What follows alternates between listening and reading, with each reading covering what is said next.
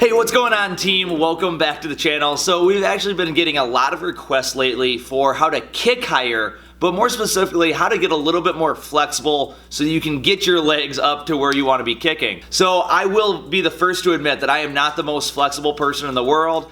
I can kick pretty high, so if you want a video on how to kick high regardless of flexibility, drop a comment and I'll make sure I'll get that video out for you. But today I actually have my wife Kelly here, and I'm going to let her tell you a little bit about herself and her background and then what she's going to be showing us today to help us with our flexibility.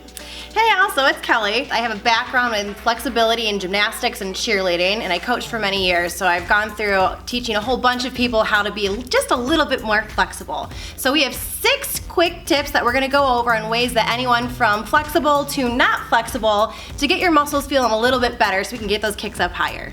All right, so with that, let's jump right into it.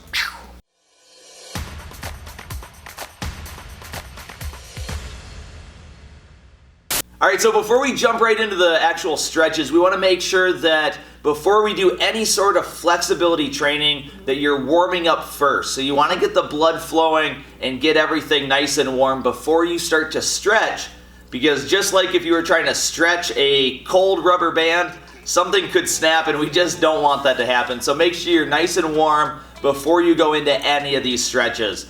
So with that, I'm going to turn it over to her and let her show you all of her awesome stretches. Alright, so the very first exercise we're going to do is called a runner's lunge. So you can take either leg, because we're going to make sure that we stretch with both of them, but I'm going to start with my right leg. So right leg will go in front. You want to make a 90-degree angle or box with the front leg and put the back leg straight. Ultimate goal is trying to drop this hip as far down to the floor as you can. So you can start here. If you feel like you can go down to the floor with your hands, push down to the floor with your hands. If you need even more of a stretch, you can take your back foot and point the toe behind and drop that hip even further to the floor. Again, 90-degree angles with the front leg and hip towards the ground. You're gonna hold it for about 5 to 10 seconds to start. As you're getting more comfortable and stretching more often, then you can add the time up. So 15, 20, 25 to 30s. 30s is normally where I'd max it out. Alright, so for stretch number 2, it's called a straddle stretch. We're going to start with your feet apart as far as you can go. The main goal is having your knees on the floor. So whether it's in further or out doesn't matter. This stretch is for you and only you. So trying to match someone else in their flexibility will not help you get any better. So again, knees on the floor. We're going to take both hands and I want you to put them on either side of your foot, and you're trying to get your nose towards your knee. So trying to pull down as far as you can go. If you're a little less flexible, you can always use your belt to wrap around your foot and pull yourself down even more.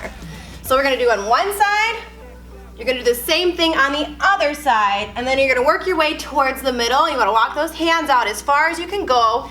Try to get your lower back to be as flat on the ground as possible as you go down. So again, 5 to 10 seconds for each side if we're just starting, and then add seconds on as we're getting more comfortable. Just make sure with any of these stretches that we're doing, you're relaxing into them. You do not want to force a stretch. If you do, you can pull a muscle or it makes it much, much harder and it doesn't actually benefit you at all.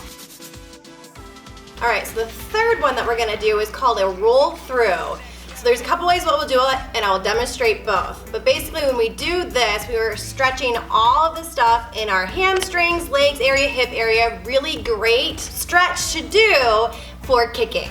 So ultimately, what you're trying to do is take your hips, roll them to the ground in front of you, make sure they touch, and then roll all the way back. So I'll demo the first way first, just taking my elbows out. If you're a little bit more flexible, this will work for you.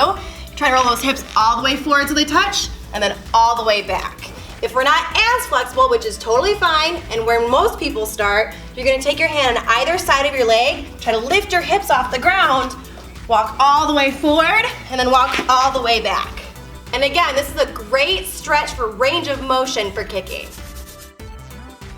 For our fourth stretch, we're gonna do a wall stretch, one of my personal favorites. This is a great stretch to do while you're doing something else, to take your mind off of it, like watching YouTube. So for this one, we're gonna be in this exact same position, but you're gonna be up against a wall, so the way gravity's helping you push down instead of putting extra impact on those knees. So I'm gonna turn around and show you. But basically, as you go, you want to hold this one for at least a minute or two so gravity has time to try to push your own weight down without having to force anything. Again, you want to breathe through this and let gravity take over, not you take over. When we start this stretch, we're going to have your butt all the way up against the wall. From here, you're going to bring your feet straight up and you're going to let your legs push out to the sides as far down as they can go. Again, this is something that you want to breathe through as you get comfortable in a position. Gravity's going to take over and your feet are slowly just going to slide down until they're comfortable. So again, this would be a really great thing to do while you have other things that you're doing. And you're just going to hold the position. It's not pressure on your knees. It's just getting your stretch down lower. All right, for our fifth stretch, we're going to do pikes. So basically your feet are together, knees are together, and what you're trying to do is bend your nose towards your knee area and go down as far as you can go. Again, with the key, having the back of your knees pressing against the floor as far down as you can get them. If they pop up at all, it's not going to be as effective of a stretch for you. So only go down as far as you can go. To start, you're going to try to keep your back nice and straight when you lean forward and reach for anywhere that you can. And you're trying to pull yourself towards the floor. While you're down here, you can play around with what you're doing with your feet. So whether your heels are touching, toes touching, reaching through the middle, or just keeping your ankles together. Again, each of these stretches you want to hold for about 5 to 10 seconds to start off. So another way to make this stretch even better, whether you are flexible or not, is to wrap a belt around your feet and then pull yourself down.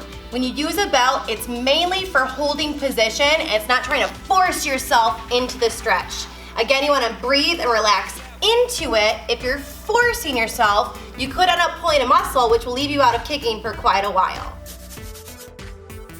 For our sixth and final stretch, we're going to do a piriformis stretch, also known as a pigeon.